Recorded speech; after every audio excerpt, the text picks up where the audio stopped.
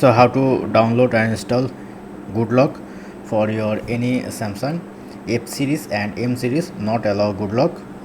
So first thing, you have to go your Google Play Store and press and hold and press on this icon, and you can see the force stop. Press on force stop and press on OK. And second thing, you have to discharge your SIM card and enable Wi-Fi. And another thing, you have to disable your Google Store as well, sorry, Galaxy Store. Then press on force start, and now go to your setting and go to your storage, and again press on Galaxy Store, go there, and you can see the storage option.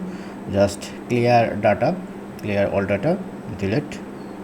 And then the third thing, you have to install a VPN like that. I'm installing a VPN. Now connect any American or any IP. I'm connecting this one. Now open your Galaxy Lab, press on good lock. Now you can see its good lock is available here. Now just press on download, then it will be download. So that's it. Thank you. Have a good day.